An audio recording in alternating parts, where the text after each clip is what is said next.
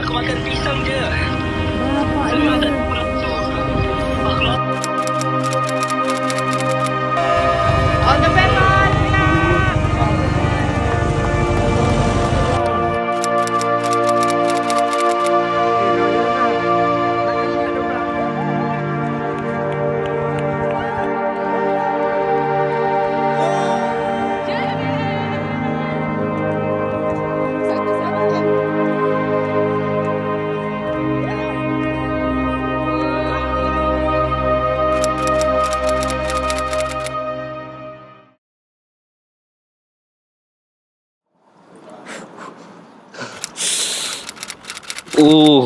I think it's less cold. Awal tahun ni sebab part of Grand Slam punya mission. Mungkin dah fikir lama dah, cuma register Januari tahun ni. Cuma sebelum ni memang fikir mungkin boleh try 100 miles. And then January tu finally decided and then register for the event. Sebenarnya macam a few months sebab kita pun ada event before before Route 68. So kita ada Semenyi 100 km, kita ada Lagong 60 km trail. So kita macam anggap event tu part of training juga sebab yalah training bila event kita akan push betul-betul kan. So tu satu. Tapi memang long run weekend fokus buat 50 km. So rasa itu yang the key aspect lah dari segi training. Long run lah 50 km. Lepas tu buat back to back, maksudnya macam training hari-hari. Ada macam kita orang naik gunung, lepas tu esok tu sambung lagi lari. Memang tak non-stop lah sebab nak biasakan kaki lari time penat.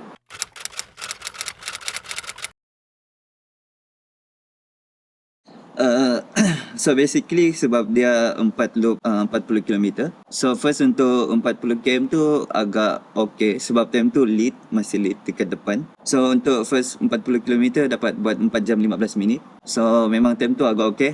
Tapi bila dah sampai CP lepas habis 41 km, dapat tahu dekat CP tak ada makanan berat. Diorang ada pisang dengan roti je. So time tu expect boleh makan bubur, boleh makan nasi kan. So bila tak ada tu macam frust jugalah. Tapi tak apa, kita continue je. Aku makan pisang je. Bapak Memang tak dia. ada nafsu. Aku lapar. Pasal ni? Aku minta Zez bawakan kalau ada dekat hujung. Oh, Zez bawakan. Okey. So lepas 40 km tu memang call crew cakap kalau boleh nak bubur. So diorang tunggu dekat another 2 CP untuk bagi makanan tu. Lepas tu memang lepas 40 pergi 60 km tu agak mental sebab macam pergi lapar ni, faham tak makan lagi apa semua kan. So memang time tu ambil satu energy gel. Lepas tu continue untuk 15 km, jumpa kru, makan bubur. Lepas tu continue lari. Lepas tu 65 km ke atas, ITB tu dah start rasa, IT band tu dah start sakit. So memang itu one of the lowest point lah dalam race tu. Memang agak mental. Memang nak 30 minit juga dekat CP sebab bila jumpa medik, diorang urut, diorang letak ais, lepas tu diorang suruh rest. Tapi saya pun cakap macam tak nak rest lama-lama dah. Lepas tu continue, lepas 30 minit continue. Lepas tu dah makan Panadol, rasa dia punya efek dah start kick in dah lepas makan Panadol tu. So lepas another 17 km nak habis 82 km tu memang push je sebab time tu dah rasa macam tadi ada injury, tadi kaki rasa sakit tapi sekarang kaki dah okay. So macam nak gunakan peluang tu sebaiknya lah. So memang 17 km nak sampai day 1 balik tu memang push gila-gila, memang tak ada stop, memang laju je lah. So time tu mental masih okay. So untuk first 82 km dia punya experience macam tu. And then untuk second loop sebab time tu memang dah start tengah hari dah, jam 2 petang ke atas, agak mengantuk dan panas. Lepas tu dia memang tak cukup tidur sebab time tu kita orang dah lari 9 jam lebih dah. So continue, memang mengantuk. Memang setiap CP kalau boleh nak power nap 5 minit, minum kopi, lepas tu continue, just gerak, continue moving. So mostly macam tu lah. Tapi mental overall okay sebab time tu member dah start datang support dan tag sampai habis kan. Okay, so start IT band tu sakit kilometer 60. Lepas tu sampai ke medik tu Diorang balut ais dekat lutut, makan Panadol, rest kejap, lepas tu gerak. Tapi memang time tu sakit lagi sebab Panadol tu belum ada efek lagi. Lepas tu jumpa kru, diorang bagi pole untuk continue lari. So, mula-mula tak pakai pole. So lepas sakit tu pakai pole untuk kurangkan impact dekat lutut, and then continue macam biasa. So habis 84 km dalam 9 jam 15 minit macam tu. So itu first loop. Lepas tu rehat 30 minit, and then next challenges for the second loop dah start terasa ngantuk. So yalah, kita lari start 5 pagi. Ambil rest break jam 3 pagi. So memang jam 2 pagi dah start gerak. So memang tak tidur lah. So memang ngantuk plus panas. So memang mata nak buka pun tak boleh time tu. Memang sampai CP tidur 5 minit, maksimum 5 minit. Minum kopi kalau ada kopi. Tak ada kopi, minta kru lah. Cakap, nak kopi ais ikat tepi. Lepas tu minum. Kalau boleh nak kurangkan je kopi sebab dia boleh buat dehydrated kan, caffeine. So memang minum kopi O je. Lepas tu continue. Lepas kilometer 100 macam tu, tahu macam kita punya lead dengan orang belakang tu, second runner dalam 20 minit je macam tu. Dah dekat dah. Diorang pun memang cakap, Fazli, dia dekat CP memang spend masa sekejap je. Dia cakap, kalau tak ni memang dia boleh potong kau lah. Diorang cakap, kalau macam, sebab saya kan lama dekat CP macam nak tidur lah, nak makan lah. Lepas tahu 20 minit, cakap, okay. Memang lepas, sebab dia kan loop 40 km. So lepas U-turn tu, memang push 17 km tu memang boleh cakap non-stop. Time tu walaupun dah 120 km tekan pace 6 sebab nak increase the gap dengan previous runner lah. Lepas tu daripada 20 minit jadi 1 minit punya gap. 1 jam punya gap. Lepas tu another CP 1 jam setengah dah gap dengan second runner. So time tu okay, dah tahu gap dah banyak. Mental pun okay sebab kita tahu 1 jam setengah selesa. So macam okay, kalau dia nak kejar memang orang cakap kerja gila lah kalau dia nak kejar 1 jam setengah punya gap kan. So memang sampai CP enjoy makan. Kalau nak tidur. Tapi itulah macam saya cakap, tidur 5 minit and then continue lagi. So mostly cakap 40 km on the way balik ke Dewan tu mental memang okay. Time tu pun dah start dengar lagu. Berapa hari sebelum race memang makan potato dengan salad. Tapi memang makan banyak gila. Carbo load. Tapi itulah memang kurangkan gula, kurangkan minyak. Dia memang boleh cakap saya tak makan benda yang goreng langsung lah. So mungkin lagi 3 hari macam tu lagi ekstrim lah. Memang salad, potato, tuna wrap, benda-benda yang sihat lah, clean. So tu seminggu sebelum race. Lepas tu during race, macam saya cakap, awal-awal sampai kilometer 40 tu saya just minum yang Martin punya energy drink mix tu kan. So saya just minum air tu je. 40 km dekat CP tak ada bubur. So time tu ambil lah satu energy gel yang Rock 10. So ambil Rock 10 kilometer 60, dah start makan bubur. 80 kilometer 82 makan lagi bubur plus nasi. So dia kena ada benda solid juga. Sebab bubur dia tak dikira solid. Dia macam boleh bagi tenaga dengan cepat tapi dia tak tahan lama. So makan nasi, bubur, lepas tu continue macam biasa. Lepas tu lepas habis 82 km dekat setiap CP tu makan tembikai je memang, tapi tak ada dah makan benda berat for another 40 km. Maksudnya 80 km last makan bubur, nasi, lari 40 km makan buah je, tak ada makan energy gel, buah, kopi dengan Martin punya air tu. Lepas tu sampai 120 km kita top up balik dengan bubur sebab kita cakap 40 km je lagi kan. So makan bubur lepas tu habiskan macam tu. So feeling dia kalau boleh simple je lah. Kalau boleh memang utamakan real food ataupun whole food dulu. Air putih. sebab nak senang hadam. Nasi kosong dengan air kosong. Dia kan sebenarnya kan kalau kita dah lari lama akan ada satu point yang macam apa yang kita nak makan tu kita tak boleh nak masuk pun. So memang saya akan campur dia jadi macam nasi, memang minum dengan air. So sekali dua lah. Sekaligus maksudnya. Yeah. Sebab kalau nasi putih je memang tersangkut kan. So memang okay, letak air makan macam tu. Memang bubur ada je macam contohlah telur masin ke bilis ke, tapi sebab kita pun tak nak perut jadi sensitif benda-benda pelik kan. So kalau boleh kurangkan lah benda. Clean yang boleh lah. Memang bubur je lah, bubur nasi putih itu je. Kalau boleh simple lah, sebab kalau kita nak buat dia jadi complicated pun, sebab yalah rest pun lama.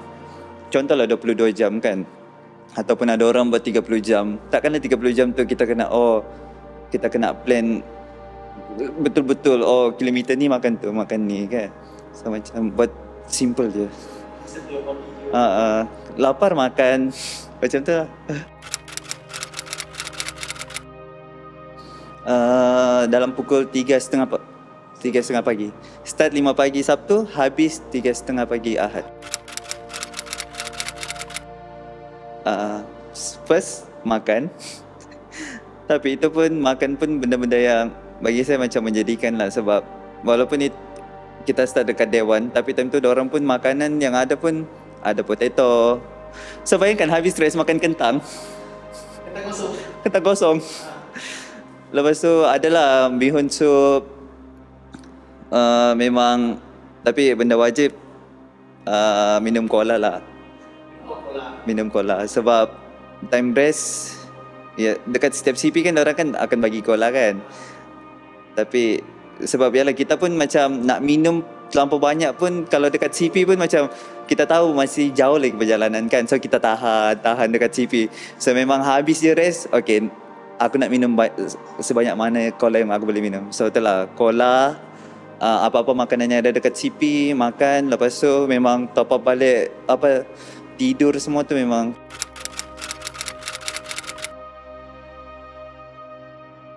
So maksudnya satu loop 41 km tu ada 5 checkpoint. Nanti balik kan lalu jalan yang sama. So macam tu lah. Boleh cakap semua sama. Tapi macam untuk makanan berat macam bubur, tak semua checkpoint ada. Lepas tu mungkin yang checkpoint yang agak jauh sikit, dia just ada air dengan buah je.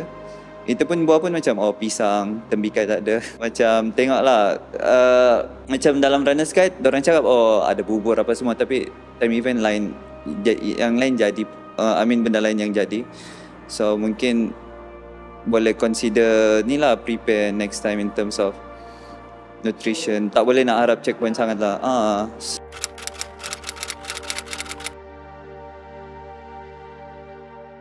Gelap. Dia kan macam kawasan construction, so memang hutan, so memang tak ada langsung, so memang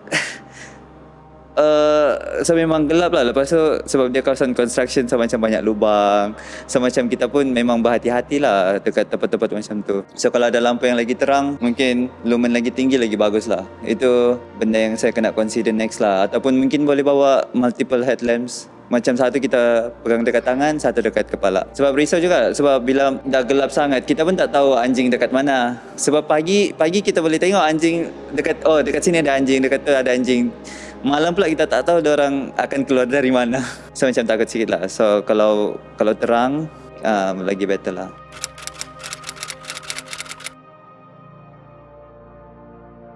I think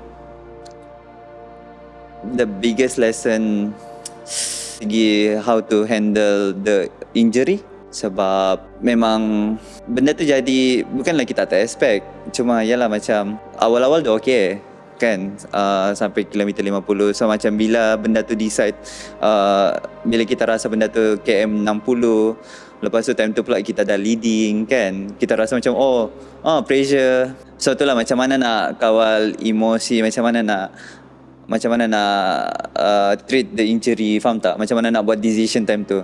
Sebab rasa macam sebelum ni race tak ada lagi benda, tak pernah lagi rasa yang overwhelm macam tu.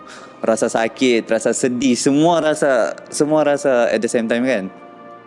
Tapi sebenarnya macam bila kita fikir secara waras orang cakap Secara rasional, sorry.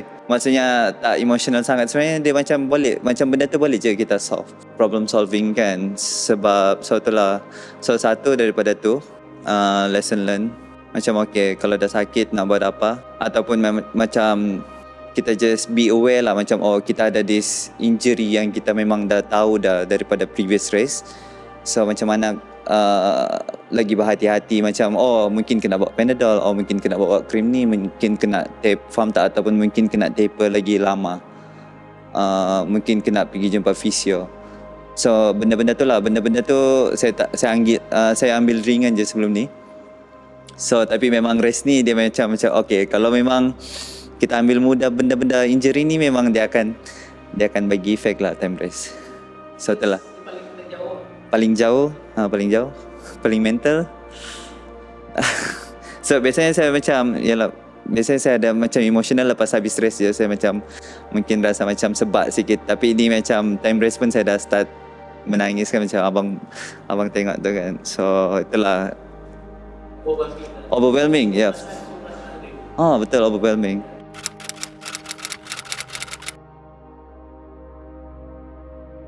Less than 4 hari. Ya, betul. Sebab sekarang pun kita baru habis event 100 miles tu. So dia mungkin recovery plus rest je lah. So memang training kita, sebab kita pun dapat 160 last week. So kita just anggap mileage dah cukup. So sekarang memang fokus on recovery. Nutrition buat macam biasa. Lagi-lagi dia loop 5 km. So nutrition memang senang nak plan.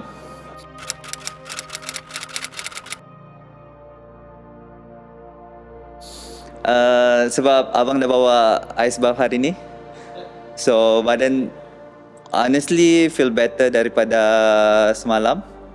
So mungkin kita akan target top 5. Sebab event ni Elite pun suka join event ni, tak tahu kenapa. Sebab kita pun tahu, yang saya tahu Acap pun akan join juga. Acap yang baru-baru ni dia buat rekod untuk 100 km Malaysia punya rekod. So dia pun akan join kategori yang sama. So mungkin kalau boleh saya nak tag lah dengan dia, tagging dengan dia. Saya tengok macam mana dia punya race plan.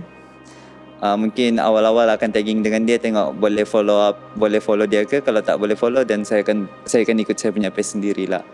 Tapi kalau boleh, insyaAllah top 5. Sebab podium top 5 je. Itu yang susahnya UTM Ultra, sebab dia bukannya top 10 kan. Dari segi timing, sub 12.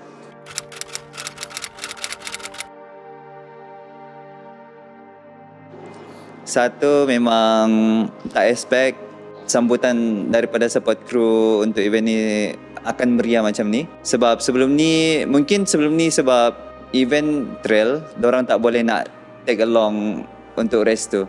Tapi untuk event kali ni sebab dia road, so kita boleh ada crew support, dorang boleh naik motor ataupun kereta.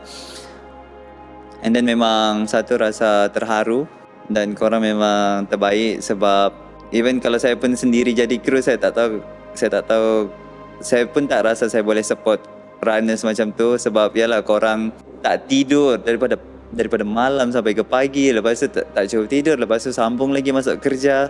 Lepas tu habis kerja datang lagi. Sebab time tu runners pun belum habis lari lagi. So dorang habis kerja datang lagi.